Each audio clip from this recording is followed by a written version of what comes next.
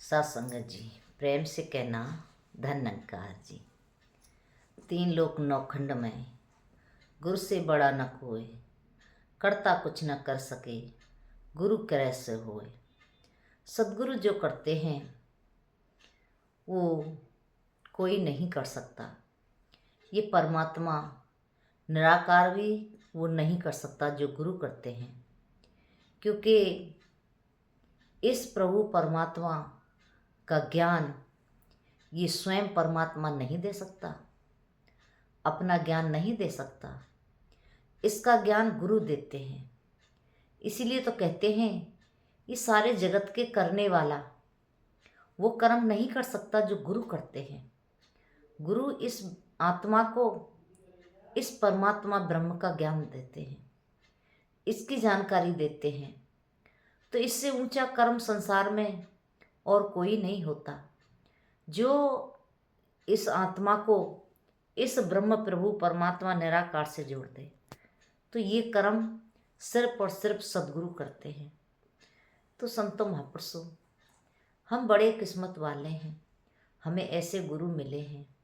एक बार नारद जी संसार में आए, एक परिवार को देखा, इसमें पति पत्नी रहा करते थे।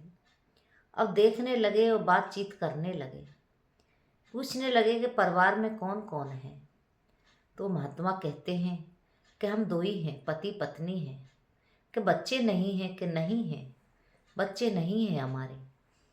और मेरी आपसे एक विनती है कि आप भगवान से जब मिलो तो ये पूछना कि मेरे जीवन में संतान का सुख है या नहीं है। कहने लगे ठीक है। तो वो जाते हैं, विष्णु भगवान से पूछते हैं कि प्रभु, एक भक्त मिला था संसार में और वो पूछ रहा था कि मेरे जीवन में संतान का सुख है या नहीं है, आप बताइए उसे संतान होगी या नहीं होगी। तो सामने से विष्णु भगवान कहते हैं कि नहीं नारद, उनके भाग्य में 7 जन्मों तक संतान का सुख नहीं है। तो नारद जी बड़े निराश हुए। निराश होकर के मृत्यु लोक पे आते हैं। अब वो उस महात्मा से मिलने से चकराते हैं कि मैं कैसे मिलूं, क्योंकि बात कुछ ऐसी है और मैं उसको बताऊंगा तो वो बहुत दुखी हो जाएगा। तो उससे मिले नहीं। कुछ दिनों के बाद, काफ़ी दिन के बाद फिर वो आते हैं और दरवाजे पे से निकलते हैं तो देखते हैं अंदर से बच्चों के खेलने की आवाज़ आ रही है। तो नारद जी सोचने लगे कि इनके परिवार में किसके बच्चे हैं, किसके बच्चे खेल रहे हैं। अब वो देखने लगे तो देखा उसमें 3-4 बच्चे खेल रहे हैं। जब 4 बच्चों को देखा तो नारद जी हैरान हो गए और पूछने लगे कि ये बच्चे किसके हैं। तो उन्होंने बड़े आदर भाव से नारद को बुलाया, बिठाया और कहा कि नारद, ये आपके आशीर्वाद हैं, कृपा है, आपके ही बच्चे हैं। तो नारद जी हैरान हो गए कि ऐसे कैसे हो सकता है कि विष्णु भगवान ने तो कहा था कि इनके जीवन में 7 जन्मों तक संतान का सुख नहीं है। तो ऐसे कैसे हो सकता है, इनके बच्चे कैसे हो सकते हैं। अब नारद जी पहुंचे विष्णु भगवान के पास, कहने लगे प्रभु, मृत्यु लोक में तो लोग झूठ बोलते ही हैं, आप भी झूठ बोलते हो। आपने तो कहा था कि उसके भाग्य में 7 जन्मों तक संतान का सुख नहीं है, लेकिन उसके परिवार में तो 4-4 बच्चे खेल रहे हैं। कहने लगे हाँ नारद। बोले ऐसे कैसे हुआ, ये सब कुछ कैसे हुआ। तो उन्होंने कहा नारद, उनके दरवाजे पर एक संत भूखा आया। तो भूखे संत को उन्होंने भोजन कराया और उनके घर में 4 रोटी थी, 2 पति की 2 पत्नी की।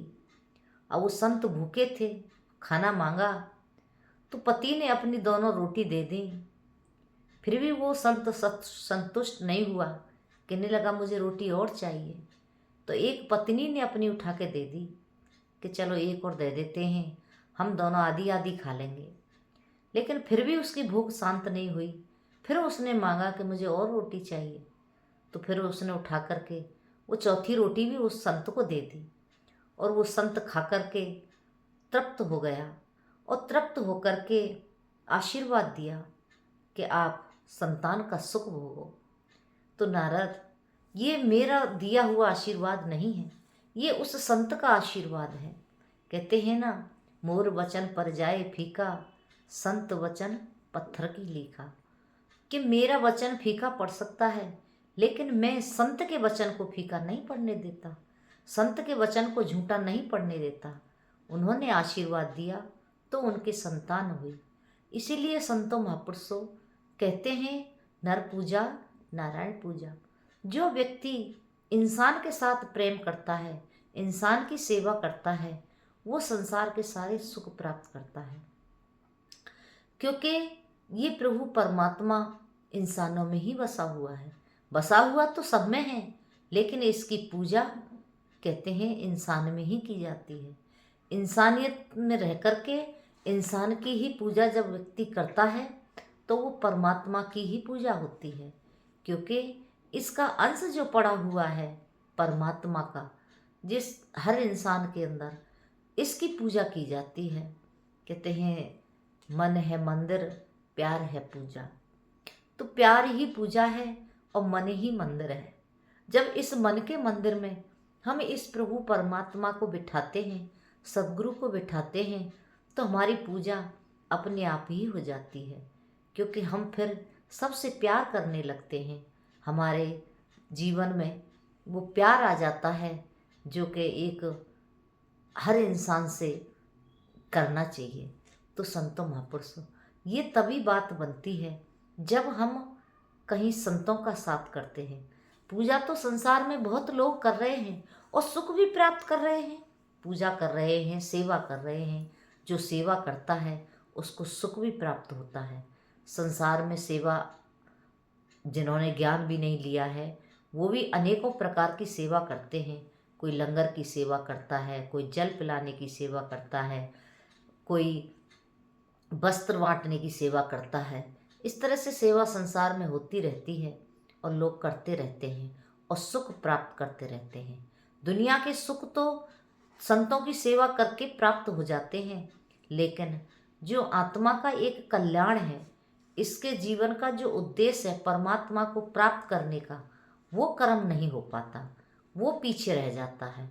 इसलिए सतगुरु की ज़रूरत होती है, सद्गुरु के ज्ञान की ज़रूरत होती है, जिसके द्वारा हम इस परमात्मा को प्राप्त करते हैं और दुनिया के सुख भोगते हैं।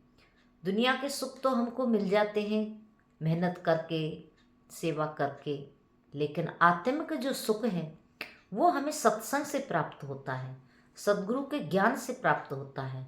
क्यों? आत्मा का जो सुख है वो किसी वस्त्र में, किसी खाने में, किसी पहनने में, किसी भी कर्म कांड में नहीं है। वो सुख जो है इस परमात्मा को ही प्राप्त करके होता है, आत्मा का जो सुख है। तो ये आत्मिक सुख हमको तभी मिलता है जब हम इस ब्रह्म को जान करके इसकी भक्ति करते हैं। हम सत्संग में जब जाते हैं कितना सुकून प्राप्त होता है, कितनी शांति प्राप्त होती है, मन को सुकून मिलता है। क्यों? क्योंकि वहाँ आत्मिक सुख होता है। हम सेवा करते हैं धन से, मन से, तन से, तो सेवा के बदले हमें दुनिया के सुख मिलते हैं।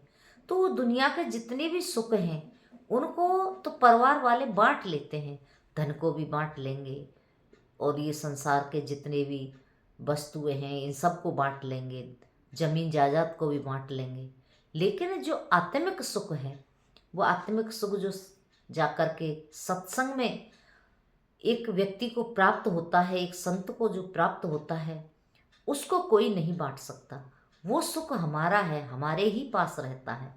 तो इसलिए महात्मा सत्संग करते हैं आत्मिक सुख के लिए, क्योंकि आत्मिक जो सुख है वो हमको शांति देता है, सुकून देता है।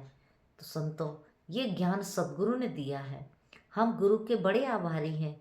इसलिए एक भजन में भी गाते हैं, तेरे एहसान का बदला चुकाया जा नहीं सकता, कर्म ऐसा किया तूने भुलाया जा नहीं सकता। कि ऐसा कर्म किया है कि भुलाया नहीं जा सकता, कि सद्गुरु ने मुझे इस ब्रह्म प्रभु परमात्मा का ज्ञान दे करके मेरी आत्मा का रिश्ता इससे जोड़ करके मेरे जीवन का जो कल्याण किया है उसका बदला चुकाया नहीं जा सकता, उसका मोल चुकाया नहीं जा सकता। तो संतो, हम भगवान हैं, किस्मत वाले हैं कि हमारे जीवन में एक ऐसे सद्गुरु आए हैं जिन्होंने हमें इस ब्रह्म प्रभु परमात्मा का ज्ञान दिया है।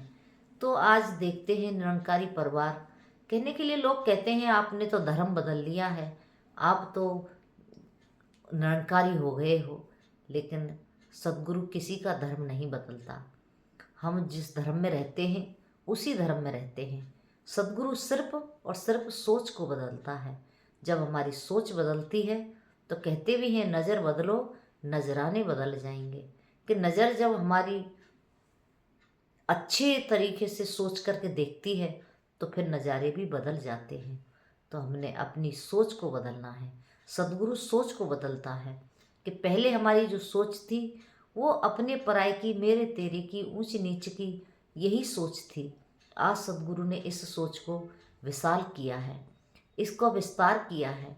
तो हमने उसी सोच को लेकर के जीवन को जीना है, आगे बढ़ते चले जाना है और अपने जीवन का वो कल्याण करना है जिसके लिए कबीर जी कहते हैं, कबीरा जब हम पैदा हुए हम जग हंसे हम रोए, और ऐसी करनी कर चलो हम हंसें जग रोए। कि ऐसे कर्म करके जाओ संसार से जो संसार वाले फिर तुमको याद करें कि वो व्यक्ति कितना अच्छा था। आज हम देखते हैं सतयुग की बात है, प्रहलाद भगत सतयुग में पैदा हुए और सतयुग में उन्होंने भक्ति की इस सत्य प्रभु परमात्मा को जान करके, तो आज भी उनका नाम लिया जाता है। इस तरह से नाम लेते हैं कि जैसे आज ही की बात है, ताज़ा है बिल्कुल।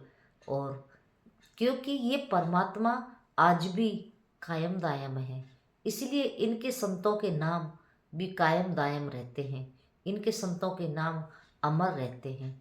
तो हमने इस प्रभु परमात्मा की भक्ति करते रहना है। दासी के यहाँ कॉलोनी में जब सत्संग होती है तो दासी के पास माइक था, अब तो खराब हो गया है नहीं। तो माइक लेकर के दासी जाती थी संगत में, तो सब लोग देख देख के कहते थे ये क्या है, आप माइक लेके इस तरह से आवाज़ वाला कितना बड़ा है उसको कंधे पर रख कर के आप गली गली में घूमते रहते हो और आपको शर्म नहीं लगती। तो दासी वही बात सोचती फिर कि आज शर्म किस बात की है, ये प्रभु परमात्मा की भक्ति है, हम इसकी आवाज़ को पहुंचाते रहते हैं। तो सब ये कहते थे कि गुड्डी तो मीरा हो गई है, लेकर के माइक घूमती रहती है पूरी कॉलोनी में, कभी कहीं कभी कहीं। तो संतों, ये तो गुरु की अपनी कृपा है, हम कुछ भी नहीं कर सकते, करवाने वाला ये स्वयं सद्गुरु होता है। कहते हैं जिसको सेवा सद्गुरु देता है उसको शक्ति भी देता है। सेवा के शक्ति के अनुसार सेवा, सेवा के अनुसार शक्ति। जितनी जितनी सेवा ये देता है उतनी उतनी ये शक्ति भी देता है। फिर उसको संत करता चला जाता है, बुद्धि भी देता है, विवेक भी देता है, समझ भी देता है कि इस सेवा को कैसे करना है। दासी बिल्कुल अनपढ़ी, दासी को कुछ भी पढ़ना लिखना नहीं आता था, लेकिन आज सद्गुरु ने दासी को एक रसीद की सेवा दी है।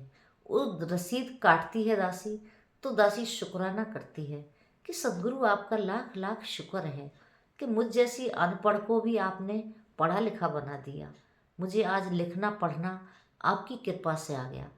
तो संतों, इसीलिए तो कहते हैं अनपढ़ को भी बुद्धिमान करे, कि सद्गुरु जिस पर सद्गुरु की कृपा हो जाती है उसको अनपढ़ को भी ये बुद्धिमान कर देता है। तो ये इसकी अपनी कृपा होती है, जिसको सेवा देता है उसको शक्ति भी देता है। तो हम दासी इन्हीं शब्दों से आपसे क्षमा चाहती है। हम सेवा करते रहें, सिमरन करते रहें, सत्संग करते रहें, सद्गुरु के साथ जुड़े रहें और इस ज्ञान का विस्तार करते रहें, फैलाते रहें, इसको संसार में हर व्यक्ति तक इसको पहुंचाते रहें। कहते भी हैं कि ये ज्ञान हर खोपड़ी खोपड़ी तक पहुंच जाना चाहिए। तो दासी इन्हीं शब्दों से आपसे क्षमा चाहती है। प्रेम से कहना, धन्यकार जी।